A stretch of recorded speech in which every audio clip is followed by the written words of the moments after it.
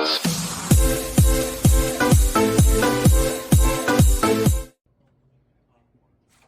take care.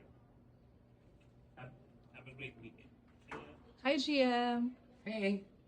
I love what I do, but managing my tasks day in and day out leaves me drained. Okay. Is there anything I can do to make it better? Yeah. Well, first, I'm happy to hear that you love what you do. That's 99% of the solution. But for the 1%, I recommend that you put together a proper task list. Now, that task list we will put into a proper task calendar. Now, to do that, you need to apply a little bit of a prioritization matrix. What that means is we give importance to tasks that are higher impacting or is on a specific deadline. Now, let me let you in on a very simple secret. Just as important as the task that needs to be completed is proper rest and recovery. That means you.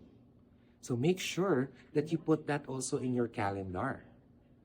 Now, even when you have the perfect calendar, understand that obstacles might still be in the way. So you must also remember your deeper why. Why we do what we do in the first place. Let it be for yourself, for the people you care for family, for children. Do it for you. Now that's one GM's thing. I hope to see you in the next video. And remember, if it matters to you, it matters to me.